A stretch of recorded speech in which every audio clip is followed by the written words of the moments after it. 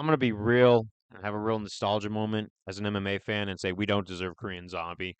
Korean Zombie has put himself through war after war, beaten veterans of the sport in his prime, and his prime was about 10 years ago. Now, fast forward to 2023, where he's just about up.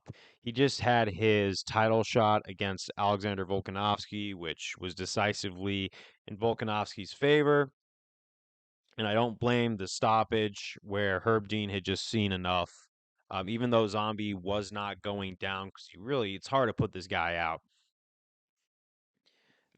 You could tell he took a lot of damage in that fight. And going up against Ilya Taporia right after, who's a young, hungry 24-year-old powerhouse of a human being who is going to be looking for that next stepping stone to reach into that top five thing, which he is more than likely going to reach if he fights Zombie, because I don't know if he's going to finish Zombie, but he's definitely going to get at least probably a 50-45 on that scorecard. Because Taporia, you could tell when he was fighting Bryce, because Bryce is also young, hungry, a very well fighter. Like he's a great grappler. Needs to work on his striking a lot. But Taporia was good on the ground, good on his feet. He's just overall a threat everywhere. And now that he's taking this Ilya Taporia fight, which is targeted for I think April or August, I have to go back and check. My memory's pretty bad right now.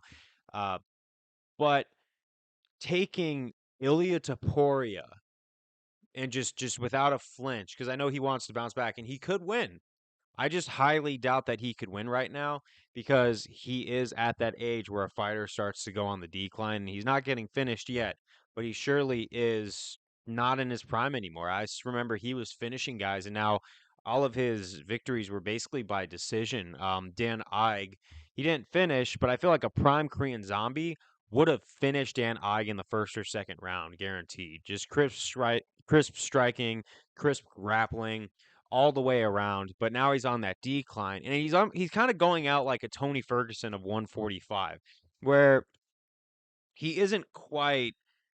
He's in that spot where he's either losing by decision, and I have yet to see him get seriously finished like Tony. But I think guys from that age era who are now entering their late 30s, now going into 40, they are without a doubt just I think it's about time to wrap it up for that generation. I think it's just about time in the prime of the UFC to to start hanging it up and be the upbringers for the next generation because Korean Zombie, it's not the end for him. He's got that Korean energy drink, which I have tried before. He came into the gym and, he had them all around and they were kind of just like, yeah, you want to try? I'm like, all right. He never said it, but I got a chance to sample it, and it wasn't bad. It was kind of like a Monster Energy drink from that you get over here.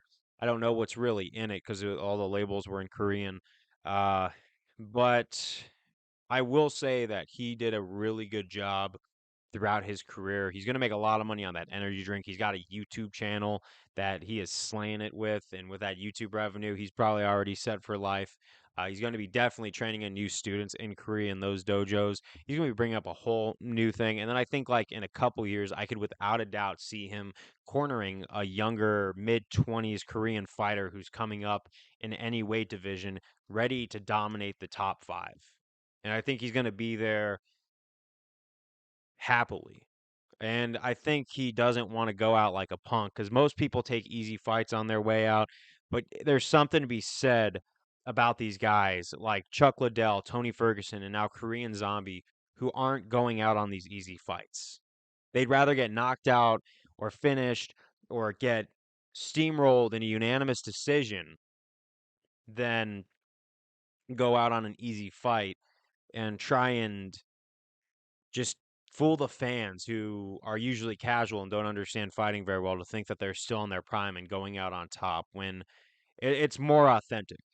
It's when you see things like Conor McGregor versus Donald Cerrone, and everyone thought that Donald Cerrone was still on his prime in that fight, but then you see Dustin Poirier trilogy, and then you realize it was all a rouge. Um, this authenticity of going out against top five opponents. And he might beat Ilya, and then he might try to go back up, but there's still Holloways, there's still Yair Rodriguez, there's still Josh Emmett. Um, he's not going out like a punk, like I said 1,000 times in this video.